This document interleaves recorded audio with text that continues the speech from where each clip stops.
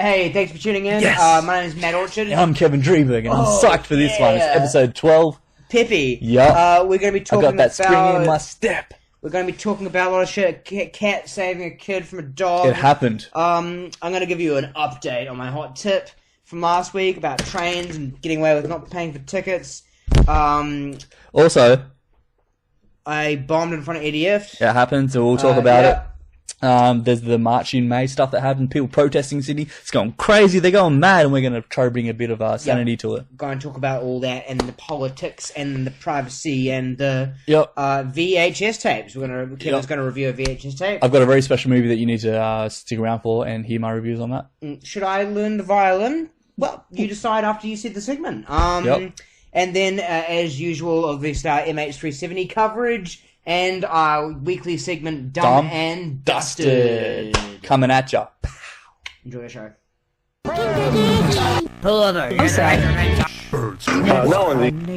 Man, these shows all suck. Yeah, I don't disagree. We could do better than this. Hey, Yeah. let's do it.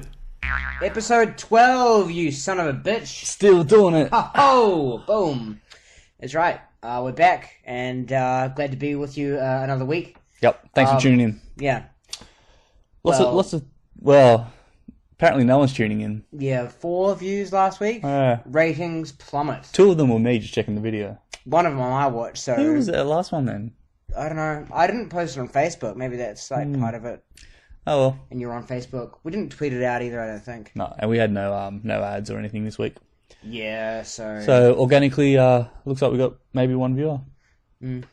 But we tried to, and thanks for tuning in, whoever the hell you are. Yeah, and we gave everything to that 1 viewer. So. Yeah, but we tried to, we've made some amends this week. Yep. To try and boost viewers. You might Number notice we invented a time machine and went all the way back to Jurassic Ages. For you. Yep, for you guys, and we found a spot where there are a couple of mean-ass T-Rexes both duking it out.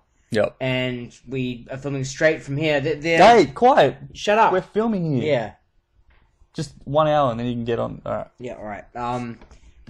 They kind of agreed to hold their pose at this, but we couldn't flinch just then, but... Yeah. They should be on their best behaviour as they've promised, so... They're quite tame, T-Rexes. So far, so good, yeah. Part of that, not just to boost ratings, because we know a lot of paleontologists and just general dinosaur enthusiasts will be checking them this week. Definitely. But also, because we thought it would be appropriate, they just discovered the largest dinosaur ever found. Yep. Today. It's named something that just, indicates large, it's the Gigantosaurus or the Epic, it's something. The Epicsaurus. It's something like that. I'm not going to bother looking it up, but let's just say it is something like that. So they found the bones, or they found 1 bone, or? Well, they found enough bones to put quite a bit together. And it was a brand new dinosaur? Well, no, they knew about its existence before, the existence of the species. But not the size. They knew it was big, but this is the biggest one they've ever found. Wow. Yeah. Good thing we not only went on location, but back through time to check it out firsthand. Yeah. Oh, we haven't seen one of those yet. We've got a T-Rex, and there's a couple of those smaller ones. Little guys just chilling down here. Yeah, the ones they have. They've velociraptors, or they're the small raptors. I think they're the. These guys are T-Rexes. Yeah, it's hard to tell because everything looks small in front of a T-Rex, but I don't know if they're like the full velociraptors or if they're like those ones that they have in...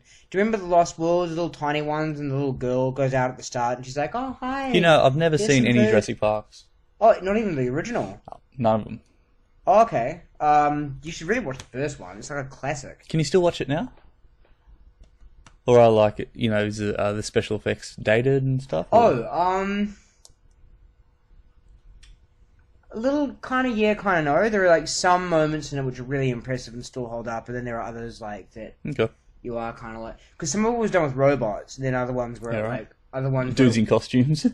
No, proper robots, proper dinosaurs, dinosaur robots. Wow, dinosaur robots. Is there anything better than a dinosaur robot? I don't think it would be as in oh my god, it's there's a raptor right in the house walking around. The head would be kind of a robot, would go like that. I don't know what the whole thing would be a whole time. Maybe it was, but I have been on I've been on the ride and there was dinosaur robots. Yeah, well, and anyway, the point is that the ones with the robots do look quite real, but the ones where they're CGIing it and just kind of making it from scratch with a computer. because it's like the 90s, that shit wasn't that good. What I do want to see is that new Godzilla. Yeah, it's got Bryan Cranston in it. Yep. And one of the Olsen twin sisters. Really? Yeah. There you go. Mm-hmm. Definitely watch it. But I'm You sure it's just one of them? Or like they just work half days? It's not Mary-Kate or Ashley, it's like... The Forgotten Olsen. Yeah. Wowzers. Yeah. Put her right alongside Walter White. Mm-hmm. Throw a monster in there, you got a movie. Yeah, you do. A blockbuster. And I'm hearing it is getting good reviews too. Yeah, me too. Mm. There you go. Apparently it's well, I don't want to say too much about it because I don't know. I haven't seen it. Do you remember that shit fest of a Godzilla? With Broderick. Yeah. Didn't they do 2 of them? No, the first one was like a bomb. It was ridiculous. Yeah. It wasn't even a Godzilla movie. You know what was dope though? Cloverfield. You seen Cloverfield? No, I haven't, but I know J.J. Abrams does good stuff. That was real good. Mm-hmm. I enjoyed that one. Alright, so yeah, as long as there's no interference from the T-Rexes, we should be quite safe for the next hour. So stick with us, and we've got a few things to talk about that's been happening in the news this week. First of all, something that you've noticed about our feline friends. Yeah, so video went viral. I don't know how many viewers have seen it, but the video of the cat rescuing the little boy from a dog that attacked him. Right. So this little kid's riding his bike out. This dog kind of comes out and is like, oh, let's look at this. Gonna ride your bike, oh yeah? And he goes, boom, and like he grabs him by the leg. He's got him like a rag doll. Right. This cat just goes, the boy's cat just goes, boom, like right at the dog. The dog goes, shit, fucking runs away. Really? The boy is saved. So the cat belonged to the little boy? Yeah. And he went and rescued him? Mm-hmm. Holy moly. Yeah. All caught on tape. All caught on tape. And what got me interested about this, I mean, it's already an interesting story, but it's interesting because dogs are more known as being the more loyal ones. Yep. They've got more personalized sort of character traits, and they kind of get more socialized with humans. You know, they seem to have more of a connection. Yep. Whereas cats are more like, you know, just feed me and leave me alone. feed me, leave me alone, give me a fucking cuddle every now and again. Yep. Put your hand on my head. It's awesome. So it was fully aggressive at the dog. Yeah, just kind of ran at it like the dog got scared and ran away. Good on you, cat. Yeah, thanks, cat. But yeah, it's interesting. Like, what do you think of cats? Like, do you think cats kind of care about you? No, exactly what I said before. They just want to be fed and left alone. How do you explain that cat? Special cat. Special cat. Special cat. All right, breaking the rules. Special cat. I think that's exception to the rule. Yeah. Yeah, that's the name for this chapter. Special cat. Special cat. Special cat. That was Friends, right? It was Smelly Cat. Yeah. That was a Friends was a good show. You know what? I've seen it get dissed a lot recently, and I thought it was quite a good show too. I mean, it's not good the same way Breaking Bad's good, and as a comedy, it's not as like, you know, good like The Office good. But it's like a sitcom. It's like, okay, we have laugh tracks. I was actually gonna Dumb and Dusted, which is coming later. I was gonna suggest for one episode maybe doing laugh tracks to Dumb and Dusted. We can get an app and do it. So every time we need it, we just press the app. No, but I'm saying we could do it as a Dumb and Dusted. Right. Right. But I enjoy the canned laughter. I don't enjoy the canned laughter, but Friends I think got away with it. By the way, have you seen one thing on YouTube that does actually kind of lend itself to the argument that Friends sucked? But have you seen the clips of sitcoms? Friends is one of the most popular targets where they remove the laugh track. Yeah, no. Oh, it's like, it's really kind of surreal and everything. Awkward like, to they watch. just kind of look at each other and like... Yeah, I imagine they would. Yeah. So there's actually no live studio audience when they do it? Or maybe there's No, just a couple of people? Yeah, they probably have a studio audience, but then, like, if the studios let them down and some shit, they can punch it in later. Or, you know, some of them have the prompts. Laugh. Yep. Yeah. Or if they need to do the same joke twice, you're not going to laugh the same as you did the first time. Yeah. Full House was filmed in front of a live studio audience. Mm-hmm. I know a lot of them are. I've seen Seinfeld was. But again, like, I'm sure they patch in a lot of laughter after to keep the energy up. Yep. Yeah. Because some of the jokes, let's face it, just aren't very funny. They get a lot of laughs. Oh, it's the kind of thing where you wouldn't laugh out loud, but for the sake of TV, you need to. Yeah. But yeah, I thought Friends was pretty good. Like, you got kind of into the characters and it set up a lot of other sitcoms that followed the same format. Well, I mean, that wasn't so nice. No, but as success alone, it was very influential on exactly modern sitcoms. Yeah. Yeah. And it was, I think, like, unlike as you say, all the ones that influenced, I thought genuinely quite funny in quite a lot of moments. Yep, I do too. Hey, before we move on, Yes. can I just now that you brought it up? Yep. One thing I saw literally this morning. Right. Literally. Yeah, like as in the literal meaning of that word. Like not recently, but like this morning. That was just a shout out to the last episode. Yeah, or for that one person who watched. A couple episodes ago. Oh, so maybe 2 people watched that one. Yeah. There's a video on the web I recommend you check out on YouTube. I saw it on Facebook. It's a sort of hour-long infomercial like guide to Windows 95. Featuring Matthew Perry and Jennifer Aniston. Wow, really? Yeah. When they were like the coolest people on the planet.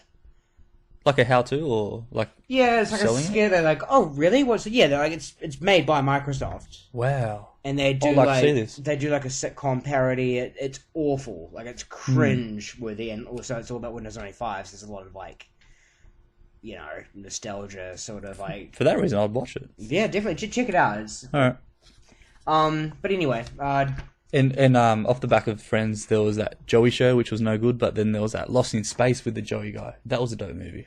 That was before the end of Friends. LeBlanc. Yeah. Yeah, but that one movie.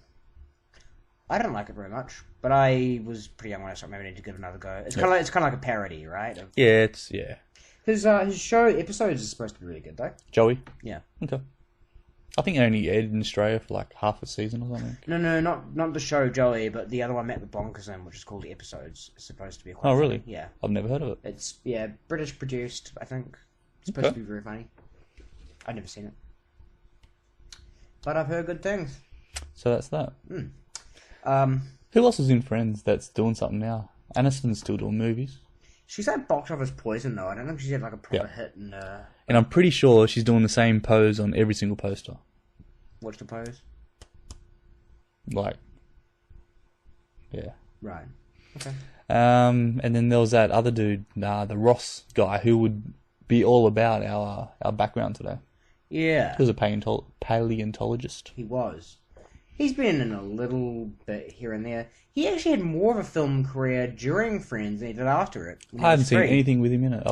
I saw a few things with him in it during the run of Friends. After Friends was over, I never saw him got really hired for anything. Yeah, right. I'm sure he is doing stuff if you looked it up. Lisa Kudrow's been in a thing or two here and there. Yep, true. No musicians. No one's come out with like a group, like a band or anything. Oh, not many actors do though. Speaking of music, no, some do, but I heard you've been toying with the idea of taking up the violin. Oh yeah. So those of you regular viewers have been tuning in regularly. I'm so proud of that segue. You're regular viewers. Sorry. Yeah. Yep. You may have seen that I've developed a real taste for kind of folk music. Yeah, folk, kind of traditional bluegrassy sort of. Okay. You know, you never know what to call it because they're all quite close but quite different. But especially particularly Old Crow Medicine Show. I've been on a huge Old Crow kick. Mm-hmm. And it's like watching them, like especially the violin. Be merry. Merry the violin. Like I'm just like, man, it'd be cool if I could just whip out a fiddle and just start fiddling away on the fiddle. Yep. But the thing is, a fiddle, which is essentially a violin, they are slightly different. Okay. But it's essentially a violin, and a violin is really one of the hardest instruments to master. Absolutely. Yeah. I agree. But I was wondering, like, is that the case of just doing it real fast and kind of like simple tunes, like not like that, like classical violin? Maybe it's easier. So I've been weighing the pros and cons. Should I or should I not? Because you can get like a good enough starter fiddle for only like $50. Do it. But the thing is, like, I know that I don't have a lot of patience. If I can't get down, like, a reasonable, like, ditty or whatever within, like, a few weeks, I'm gonna be like, fuck this, and I'll just be mad at myself that I gave it up. I won't be mad at myself if I just don't pick it up. If I'm like, Matt, it's not your kind of thing, just, you're a watcher, not a player. Yep. But at the same time, I really would like, so, I need to get some, like, expert opinion on, like, kind of realistically, like, how long will it take to be sort of competent? And if I give it 3 years, can I, like, be in that situation where I just start improvising and start playing along to someone? Like, how long does it take until you get, like, Have you got rhythm? For sort of... I think and I can't dance and my coordination's fucked up. that was my second question. Hand-eye coordination and then like... Hand-eye coordination, not so much. Rhythm, like, I don't know. There you go. I reckon you can do it. Based on that alone, I reckon you can do it. Like, yeah, it's not... Yep. I'm not like Michael Jackson or anything, but I kind of know the concept of rhythm. so he didn't? No. Oh, right, there was a comma in there somewhere. Yeah. I'm with it. Okay. I'm gonna just say if it's $50 for a fiddle, do it. That's what she said. Yeah, it's something to do as well. Fiddle, the double meaning of fiddle. Whenever you're like, this guy's fiddler on the roof, I'm like, get him to stop fiddling on your roof, man. It's not cool. Have you seen or watched Fiddler on the Roof? No, it's supposed to be very good though. Yeah, I got the vinyl version, like the recorded audio of one of the plays. Mm-hmm. Gave it a good listen. It's actually a good story. Okay. Very different than I thought it was. There's actually no fiddlers in there. There is a fiddler on the roof. No, in the play there is. Maybe I skipped over that. Oh, okay, right. Hey, before we move on, talking about Old Crow and shit. I watched a documentary called The Big Easy Express. If anyone likes concert movies, like say The Last Waltz being a very notable one or anything, highly recommend it, especially if you're into that kind of style of music. So it's like Mumford & Sons, Old Crow Medicine Show, the most important one, and Edward Sharpe and the Magnetic Zeros, who are like this 12-person... That's a good name. 12-piece band, yeah. They all did like a train tour, so they got like a customized sort of like vintage train and did like a week... Dude, keep going. They did like a week-long train tour where they'd like stop at different stops, do like a kind of outside concert, get back on the train and go to the next stop. Nice. And they just went there for about a week. Awesome. And it like... just a whole bunch of people who seriously love music, just all loving music together on the train. That's all you need. So you see them doing the concert, you see them playing the songs together on the train, you see them do little like kind of once-offs, kind of like where one band will go and just do a single song outside just for the camera. All right. But it's great. What were you going to say when we went to Dude? Have you ever seen a TV series called The Trailer Park Boys? No. I've heard the name. It's a Canadian TV series, but they had a movie and it was called The Big Easy, and it revolved around them like going for this, instead of doing like all these little petty crimes, they wanted to do one big easy crime, right? And it was peddling marijuana on toy trains across the border. On toy trains? Yeah, like they built a little track, put it on the trains, and then shot it through. Sneaky. So it had actually, I don't know, maybe there's some kind of correlation or some kind of origin where Big Easy and trains came together. There you go. I just thought that was quite interesting. Holy shit, we've got another very good segue. Speaking of trains, got a follow-up to Matt's Hot Tip. Can that be like our jingle for that segment? Yep. And then after this, we've got to do the ongoing coverage, which we usually cover at the start of the episode, but it's a reminder that'll come after. Fear not. But first, your hot tip. Matt's Hot Tip. So last week, this is a coincidental. So last week, I was saying that if you're in a situation where you need to go to one train stop, then go back to another destination, so long as the destination you're going to in between doesn't have a gate, which quite a lot of stations don't. Yep. Just get a ticket to the destination you want to finish at, and then look, even if you get spot checked on the way back or whatever, nobody will know that you know. Yep. So it's a way to pay less for your train tickets, basically. Yep. Now I've got a follow-up. Good tip. Okay, what's your follow-up? Good tip. That very week, I was coming back to the... And, like, look, by the way, this doesn't show that my tip didn't work, because my tip, if I had the ticket, there's no way you could have known. But I was coming back from a gig. I've done 3 gigs this week, and we're going to talk about that later soon as well. I was coming back from a gig, and the train was leaving in 3 minutes. This is like, I see this from the entrance to the station, so it takes a while to actually get to the platform. 3 knocking on 2, and the next one was going to be in half an hour. Wow. And so I'm just like, run through the gate, run down, so I don't have a ticket. I would have just bought a straight ticket in normal circumstances. Yep. I'm not saying just go through the gate because people will catch you eventually. So I get on and I'm like, oh, well, the gate's always open controls. What are the odds this one time I don't have a ticket that someone's going to be waiting at the gate? Well, it turns out that someone was, but I've got a hot tip for you. Mm-hmm. Run like hell. Keep a whole bunch of old... Unprofessional, man. I'm just going to make sure that my... Put it on silent. Okay, put mine on silent. My hot tip. Always keep a bunch of old train tickets in your wallet. So what I did is I was like, walk through as if I didn't notice. I can just kind of world of my own, nice little ruse, playing the part. He stops me, so yeah. I'm like, what? And I'm like, where's your ticket? I'm like, oh, yeah, right. Oh, here's one. Oh no, shit, that was the 15th, the 8th. Fuck. I had it when I went to the gate. He's like, give me your ID, and I'm like, all right, yeah, here's my ID. Still keep the ruse, the kind of thing of like looking, gives my ID back, get the fuck out of here. Yeah, right. Like because the cool thing like that, play the part, does look like you've like lost it, and you've got a bunch of shit in your wallet, so and it also demonstrates that you are a person who regularly buys train tickets. Exactly. So even if they say 1987 on them. Have you ever talked yourself out of a fine? I don't think I think that's the first time I have. Not out of a fine, but the same situation where I didn't have a ticket. No, I did have a ticket, but it was a weekly ticket, and for some reason the ink on the machine didn't print properly.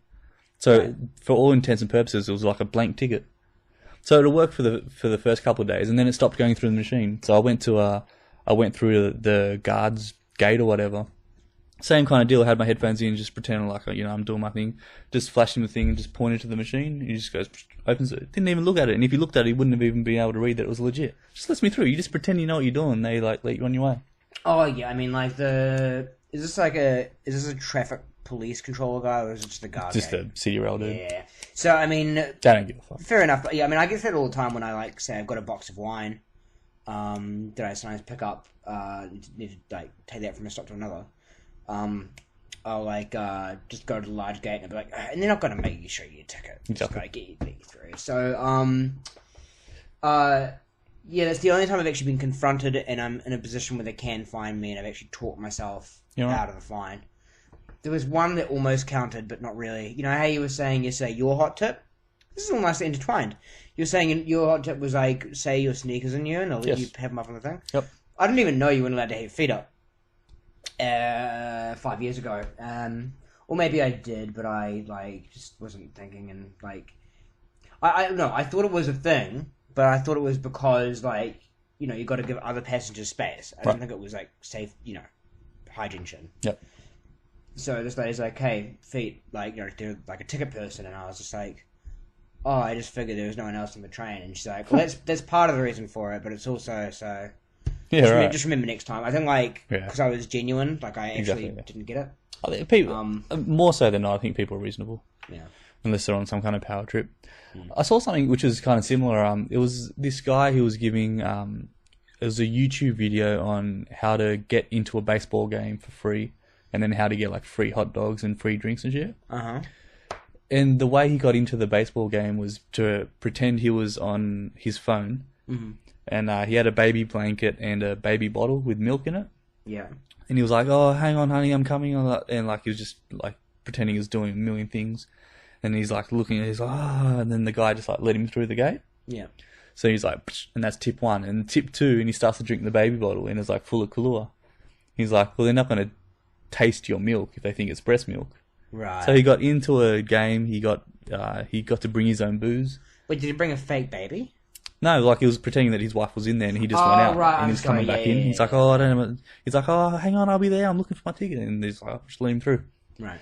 And then those other tips, he got a hot dog, and then he got a beer. How do you get the hot dog and the beer for free? Did you forget? The hot dog, he got some sauce that he found and put it on him, and then he went up to the dude and said, "Oh, some guy I just got a hot dog and he ran into me."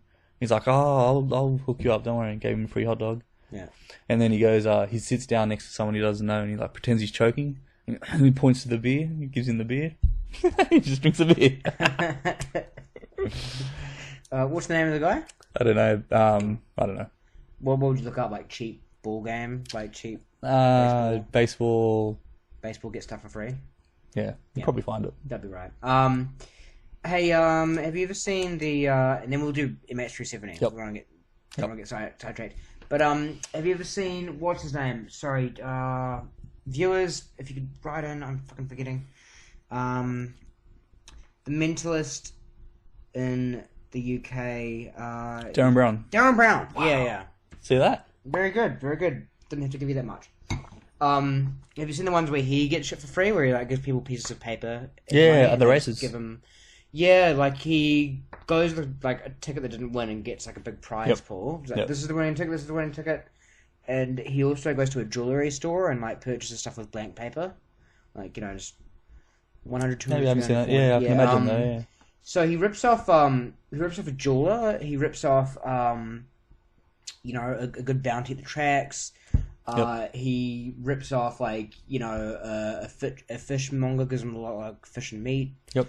And then I don't think they did it during the segment, but they do it during the credits. Like they show a blooper. He just goes to purchase a hot dog, and then the guy's like, "Just bad piece of paper." Fucking douchebag. Yeah.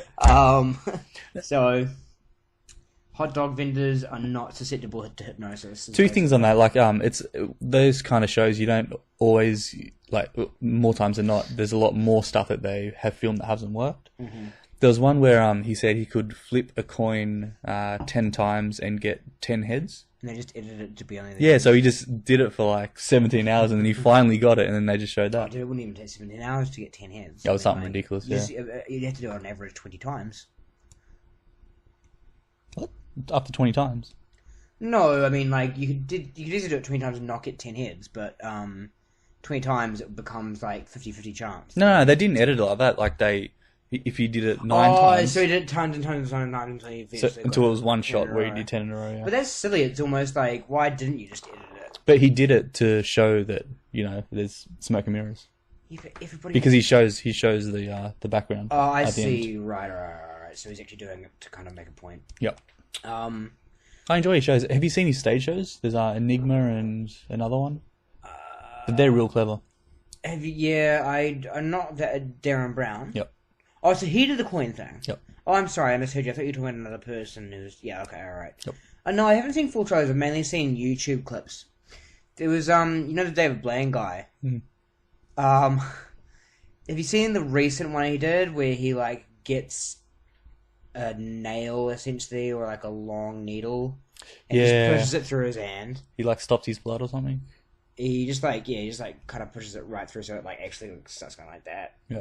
I think he does it through here or something as well. I don't know.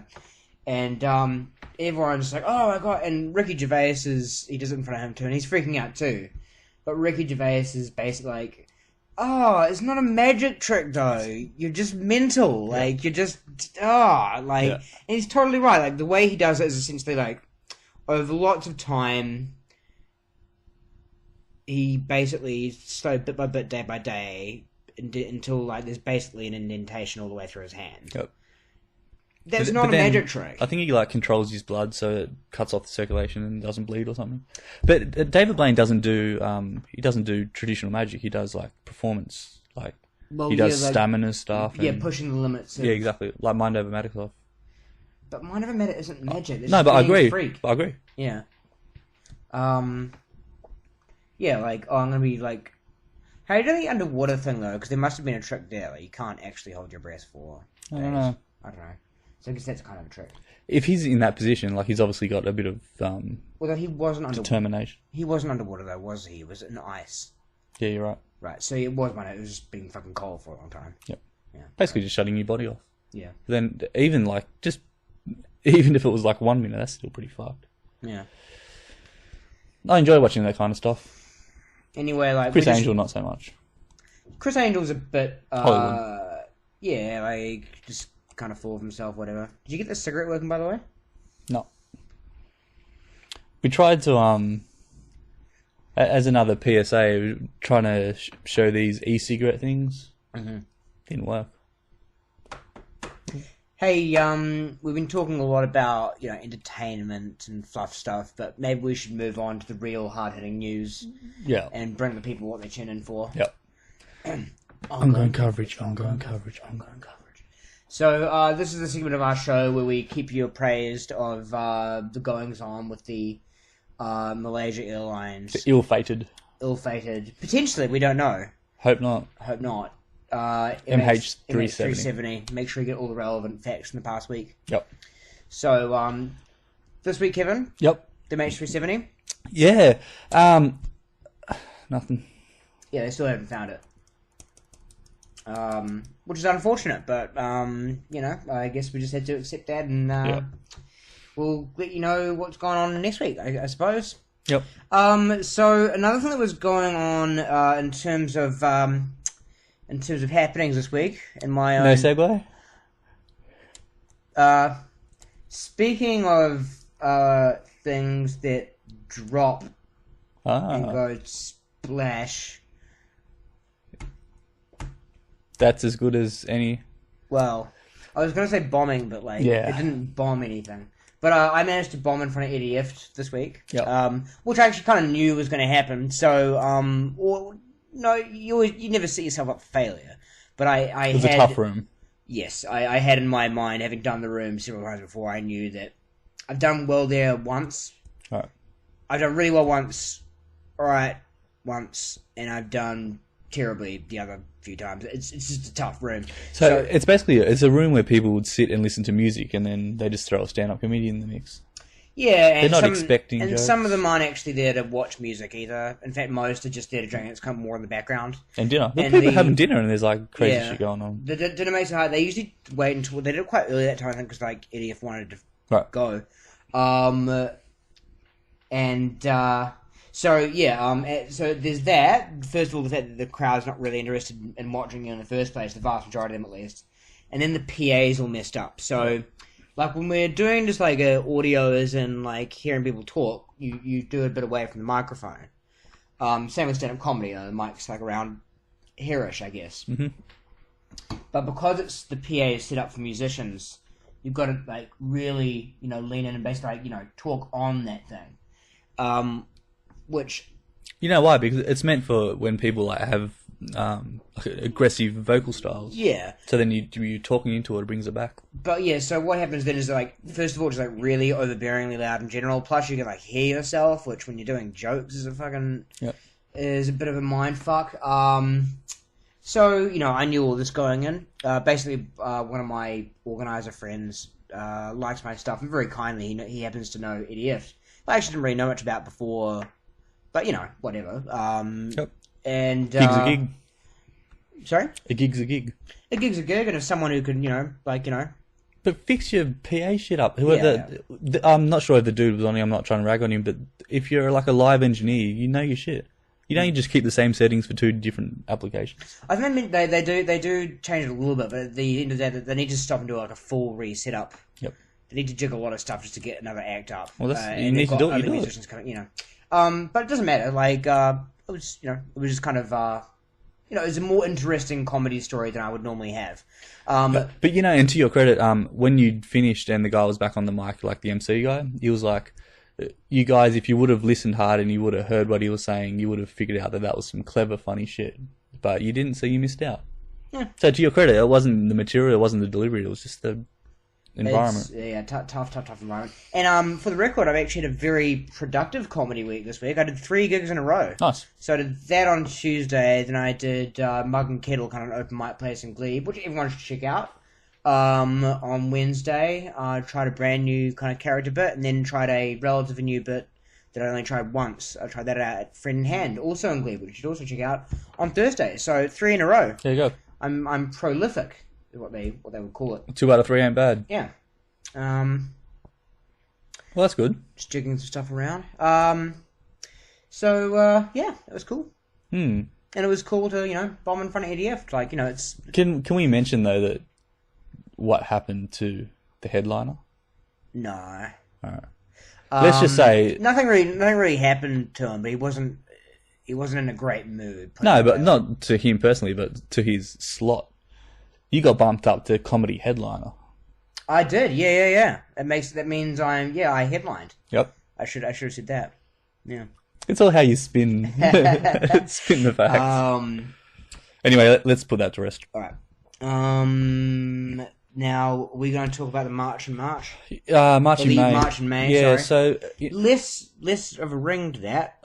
Yeah. March and May. Like, yeah, come on. Just cool. So for people, just call it what, rabble. Yeah, like a protest. Like March and March was kind of clever. It worked. Yep. March and May is just It's just if you watched the episode where I kind of had my thoughts about March in March, just double, triple, quadruple what I said there, and it applies to this. It's just the most ridiculous protest. It was about the budget, right? It was in response to the budget. It was mainly about the budget. So the Australian PM, Tony Abbott, came out with his new budget, which he said no one's going to like, but we have to do it. So he brought it out, and now people were affected by it, and I get that. But again, just to keep driving on this point, these protests, it's for their own like self-indulgent purposes. It's not going to change anything. It's not going to especially because before the budget dropped, he's like, no one's going to like this. So they're not going to take any of that feedback and go, oh, well, they don't like it, let's change it. They knew that before they even dropped it. Mm-hmm. So I think this one was in Adelaide or something. Oh, I think people were marching in Sydney too. Okay. My usual kind of commie Facebook friends posted up. I don't think they're commies, but and I don't think people who don't like Tony Abbott, who's very right wing, necessarily commies. That's a little joke. But one thing I would say last time when you were saying, there's no point, I was kind of saying, well, I see what you're saying, and I kind of agree, but on the other hand, certainly in history, some protests and public demonstrations have been very important. But well, on this occasion, though, I have to say I totally agree with you because, look, a bunch of people already hate Tony Abbott. You know what his policies are. You knew what kind of budget they wanted to put out. Yep. Wouldn't it have been smarter to do a march the week before the budget to go, if you fucking do what we suspect you're going to do, then we're going to be really unhappy. What would have been even smarter is them putting that energy in pre-election and saying, I don't like the cut of his jib, let's not elect him. Once he's in there, he's your elect. And just on that point again, that you have to... Somebody is representing you, you put him there, you need to trust that person. Well, I mean, to an extent. You always need to hold your leaders accountable and everything. But that's why you have, the opposition on it. That's their job to do it. It's not the guy down the road. Every single citizen should just be like, Nothing, whatever Prime Minister says is right. Imagine if, you're working at the... Yes, really? If you're, the common folk. You've got no business, putting your nose into someone's business that does that as a professional. Of course you do, because they're your elected officials. Your taxpayer dollars are funding their salary.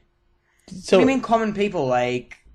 Commoner, what if you have an education and, you're well-versed in certain things that are... No, it's a common person. What I'm trying to say is somebody who's not a politician. I totally disagree. You don't even agree with yourself, surely. I do. You just like every single Prime Minister just because they're Prime Minister? Or... No, I'm not saying you have to like them at all. I'm saying is, if they've got a plan, they're... A bad example that we've got Tony Abbott now, but they're smarter than... somebody who doesn't do that for a living. It's not their profession to know about, the history of what they're proposing and other countries and, case scenarios and stuff. They know a lot more than we give them credit for. And I think there needs to be a bit of trust that we've elected this person. I suppose I agree with that to an extent. If you, that's with, the NSA, for instance. Why? Why is he going to purposely fuck up the country? Nobody's interested in that. No, but I mean, he might want to shore up our economy and we could make money by letting people dump shit in the Great Barrier Reef, and it's okay, technically your heart might be in the right place, but and we elected him, so that's the heart we wanted in but there. If you don't want to fuck up the Great Barrier Reef, surely... Yep. I agree with that. It's almost your responsibility to voice your objection to that. Yep. Because if there's enough, maybe we'll go well, shit, I'm not going to get re-elected if I do that. Yeah, but okay, his whole stand on just this budget dropping was, it's not for the sake of the individuals, it's for the future sake of the nation. And so he's like, well, fuck the individuals. This is going to get us in 10 years, in 15 years. You have a shrine on me because I made these calls. Mm-hmm. And that's his stand. So now people are not protesting actually what's going on. They're protesting his his thoughts and his the reason behind what he's doing. Uh-huh. But that is where the trust comes in, that you don't question the reason of the person who's you've elected to represent you. Like, doesn't make any sense. You can say, I don't like this, change that, but you don't say this guy's fucked because you put him in that power. But they didn't. They didn't vote for him. As a collective, he got the majority. Mm. To the point that I had before, if whoever puts the effort of rebelling and protesting as they would have, if they would have put that same effort in pre-electoral, people were driving pretty hard to not get him elected. I mean, like, Liberal... it sucks that they're called Liberals in Australia, because it means the opposite of what it means everywhere else. Mm. It's technically correct, I guess, in philosophy terms. Like, if you're a classic Liberal, you're basically a conservative. But look, left-leaning people, they were fucking furious during the election. They were like, do not... Like, polls came out showing his head. They're like, God, do not vote for him, do not... I mean... You can't really fault lefties for a lack of effort during the election. They drove really hard to not get him in, but I think, as I've said before, like, for me, and I'm repeating myself, I've made this point several times on the podcast, for me, like, all policy aside, because the little I have read, I probably am more towards the Bill Shorten side of things than the Tony Abbott side of things, but just as a punter, if I see a party get in, kick the leader out, get a new woman in, and then kick her out and then get the old leader back. I'm like, this is a fucking shambles. I can't vote for you to run the country. That's a good point, because the main reason why Labor people are upset is the same reason. How can I say it? Labor supporters are the ones who put the Liberals in power. Yeah, because their party was all in shambles. Disarray, yeah. So my thinking is maybe like the country was like, look, Labour, you can't run the country this sloppily and get a pass, you're out. So they'll get Tony Abbott in, he'll get one term, and then they'll be like, okay, that's your Labour, now get out Tony Abbott, and Labour don't fuck it up this time. Yep. Or put in someone who's even worse for 4 years. Is it 4 years in Australia? I don't know, we had this question before, and I still don't know. Okay. Follow-up research required, never done. Oh well. Yeah. I was going to say, though, to concede sort of to the point you're making, which I still think I strongly disagree with, really, but not to go in circles, but one point where I guess I kind of see what you're saying, I kind of agree, with the NSA, for instance. It's like, look, I mean, I'm not sure if I'm comfortable with that kind of intrusion. I can't fault people who've been really mad at Obama over it, but at the same time... It's the sake of the nation. Well, and also, we don't know what he knows. Like, exactly. Can you imagine being the president, the shit you must hear in the Oval Office? Yep. Oh, Mr. President, no one can know because, like, things will go crazy, but there was this uranium, like, coming through on the ship and we stopped it and got it out, fortunately. Yep. But, yeah, like, if we had not clicked onto that in 24 hours, then New York wouldn't be around anymore. Like, shit like that. I wonder if, like, stuff like that just kind of comes across his desk every now and again. You can't know, but... Again, maybe not to that extent, but there's a whole bunch of stuff like that flying around. And there has to be, and because of like the secrecy of the documents, the fact that they're classified, people are like, oh, how many terrorist attacks exactly have we stopped with this? Like, well, we don't know. I mean, maybe we haven't stopped any, but maybe we've stopped 10. Maybe we've stopped world destruction. Yeah, just once. Yeah, you can't count that kind of thing because the documents aren't, published for fair reasons. Yep. So, I don't know. Yeah, there's a bit of a tangent, but that's kind of a point where I guess I see what you're saying. I kind of agree. Can I put my stamp on this just in a different kind of vein, that people in Australia are lucky people to be living in a country with, regardless of how you view policy to policy, a good parliament system with decent people in there. But when you look at in relation to like other crazy places in the world, Uganda or whatever, we've got it good. Yeah, I don't know what Uganda are doing right now, by the way, but like, just like check yourself before you wreck yourself, people. Like, seriously, there's other shit. It's not as bad as North Korea.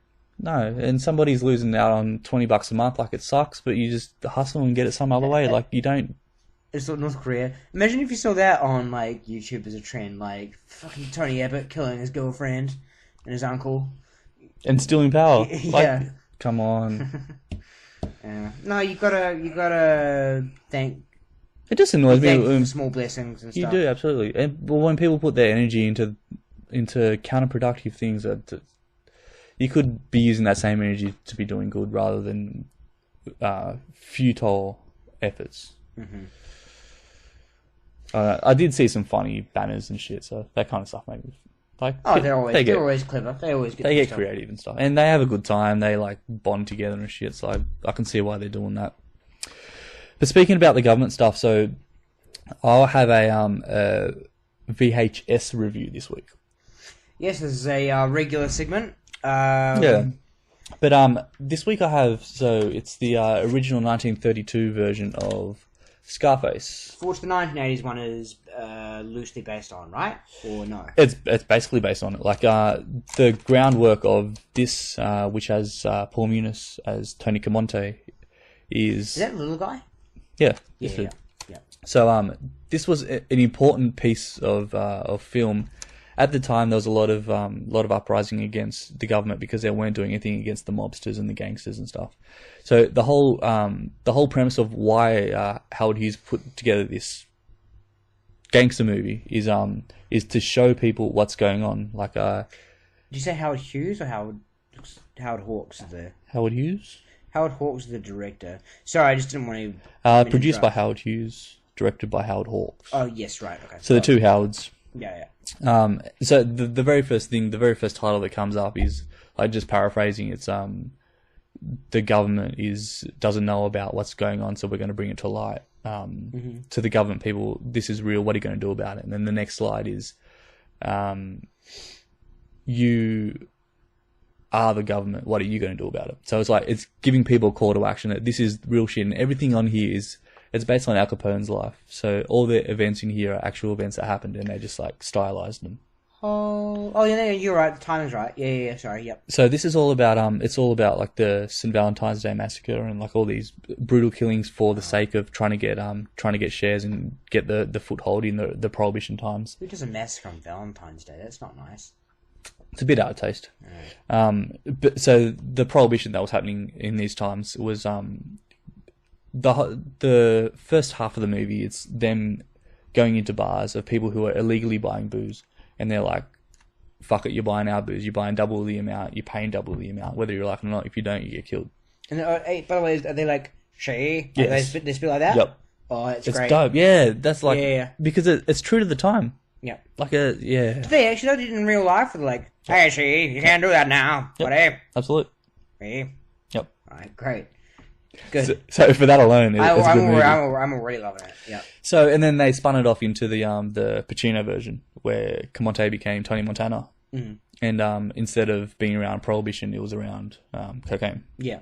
Are you going to review that next week, or are we going to do like a double review type thing? I'm not going to touch on the Pacino one. It's a classic, absolute classic. But for anybody who loves it and stuff, you need to know the origins of where it came from. That this is like, if you storyboard it, it's basically the same story. Right. And when this, it wasn't actually supposed to come out. There was so much backlash over it, like not being very violent for the time, or not violent, but not suited for people to know that this kind of stuff was happening. So they censorship. Yeah, it was, and it got to the point where they had to put it out with the tagline of America's disgrace, or the disgrace of an American hero, or something. Like they had to basically just say like, he's the bad guy, he's the bad guy, he's the bad guy. Right. So people don't just stop watching it halfway through and think he's a good guy, like he's doing good. Right. Because the whole thing, like he's running shit, like he becomes the head honcho. He kills his boss, he like starts to run all these fucking booze rings. But the thing is, they need the bad guy. They do. And I don't want to spoil the end, but if you've seen the Pacino version. Just spoil the end, hold on. So when it comes back up. When this comes back up, then take it off unmute. mute. So mute now, and then take it off mute when it comes back up. What happens at the end? So the end of both the Muniz and the Pacino one is he rises to power, he's on top of the world, gets killed, and that's the last thing. But the original ending of this was, what they wanted them to end it with was him getting taken away and having a life in prison. So like he got his his just desserts, if you will. So he like rots away in prison. Yeah, like that, right? Because it does seem like he lived this life. He's like on top of the world, and then it's just gone. So he doesn't really have to pay his dues. Right. Which is the same kind of thing as you could say on the Pacino version. But absolutely, I 100%. Yep, I 100%. If you're back with us, or if you watched all through that, the 1983 version. It's not for everyone. Like, if people aren't like about history and stuff. And how do you find watching? Because I find anything before 1980 is a bit difficult for me to watch. Yep. Just because it doesn't seem relevant, like the soundtrack, and you know what I mean, the kind of sound of it, the way they talk, yep. the way it looks. Like, if it's before 1980, I get a little bit. There's exceptions, like The Graduate's one of my favorite movies. Yep. But that's been digitally remastered. Yeah, but it still looks like a 70s film. Yep. There's some good stuff on here where you can tell like they didn't have the technology to do shit, and they just still made like these cuts that are dope, and these fade-ins, and there's this one bit where they need to show that time's flying by, so there's this calendar flipping, and then there's a Tommy gun in the background going off, and that piece alone is so brilliant for that time, for them to do that, for them to have that idea, visualize how it would be on the screen, for them to put it in there. It was absolutely dope. And the first time a Tommy gun was shown in a film. Oh, okay. Or as they called it then, the Chicago typewriter. Were Tommy guns popular back in the day, but they just made it popular. I guess they would have been, but in lack of a better term, pop culture, they weren't like, it wasn't the gangster gun until this movie. And I got to say as well, you know Elvira in the new one. This is the character who mirrors Elvira is Poppy in this, and that's a fucking dope role. And the actress who did that is dope. Right. How many John Stamos? How many John Stamoses out of 10? I'd give this. I'd give it 9.5. 9.5. Absolute. Yep. Would you say it's better than Goodfellas?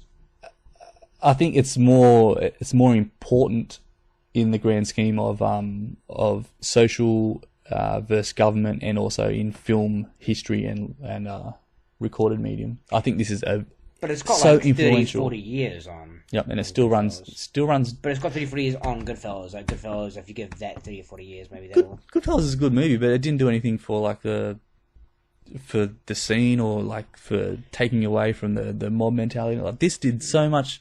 And it's Goodfellas is its own mob mentality things. I mean, it was the first movie that kind of like took away the glam. I guess like the glamour is sort of taken away in this, but it's not really though. Like, if you're talking about mafia movies, for instance, like Godfather, for instance, made them look classy. Goodfellas, you still definitely saw why people were attracted to it, and like in the first half, you're like, oh yeah, let me get. But then like as things start to fall apart, it's like it really kind of showed you. If you watch Goodfellas or the newer Scarface or Godfather, all these, and then if you watch this 83 version, this 63 version, you'll absolutely see where it all came from.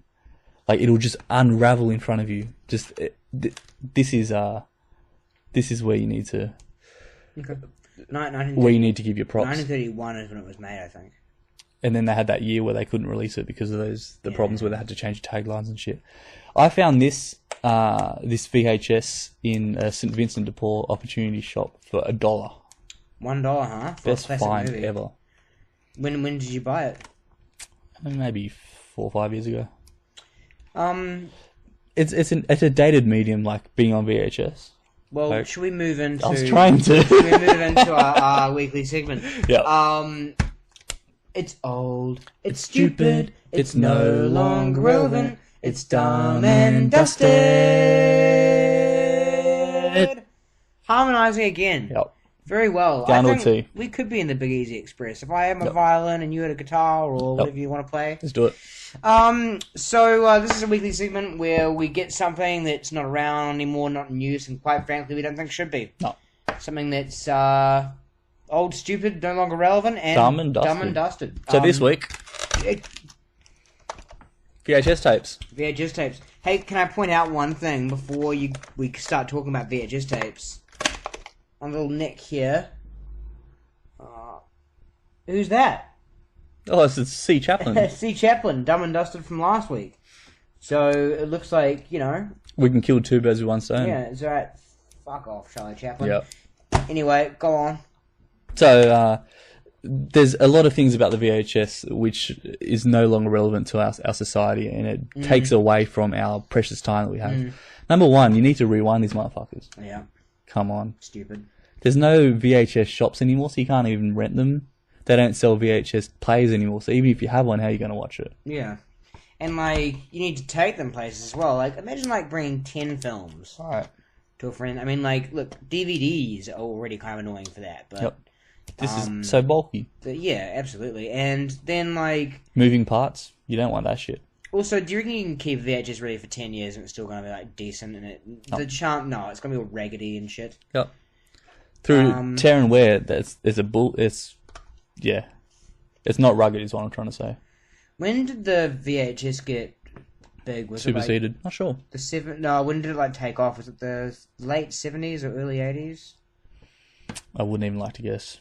God. It was around for a while. They had the Betamax, and then they merged that with the 8 tracks together, and then came out with the VHS. Yeah. But you don't need that shit anymore. Nah, they suck. They really do. The other thing is what. Don't break my shit. I'm not breaking it. I'm just saying, what's that there for? You can open it like this. See, what's that doing? That's the physical tape that runs around. Yeah, so they had it there just to protect the tape at the top. Yeah. I think there was when you put it into the player, it flicks it up so it can read it. Right. Okay. And then it just protects it like that. Well, that's actually quite clever. Sorry, I take that part back, VHS, but I mean, aside from that. Yeah, the other shit. Like, I'll put it like this: would you rather have this VHS with the quality that is that surrounds it, or you just fucking put it on DVD? It's better quality. Oh, you have the digitally remastered. Where did you get that from? JB Hi-Fi a while ago. But same movie, better quality. It's light. Yeah. It doesn't deteriorate with age. Feels so good, yeah. Yeah, it's people deteriorating with age. I mean, look at this stuff. Yeah. Look at this. And it's not because it's been used poorly. It happens to every VHS. I used to have Gremlins 2, a new batch on VHS. That's a good movie. Yeah, in a case just like this. And, well, sure enough, within a year or two, it was all manged and like... Yep. It's just poorly designed. Yep. So VHS and VHS cases, both dumb and dusted. Especially if they got Charlie Chaplin on it. Fuck them. Fuck them. Dumb and dusted. Do you reckon his estate's getting any cut from them using his likeness on the cover? I think that was actually the logo for Hollywood House, the publishing company who put out the tapes. So they made VHS tapes, and they like Charlie Chaplin. How dumb and dusty are they? Yo, fuck man. What else do they do? They run a Woolly Mammoth Museum. Do they do that? Do they all use pocket watches for time? There you go. They probably do, because just like all of those things, they are totally and utterly dumb and dusted. Yeah. So that's our thoughts for this week. Yeah. Are we going to try and stretch it out for another 2 minutes? Just want to call it 57 minutes. Do our intro. We got the intro. Anything special on your radar? Any gigs coming up? No, I'll be booking some more. I've got some other stuff I want to try out. But no, for now, it's actually pretty much a clean slate. This is my big gig week, and I guess this is going to be my big planning week.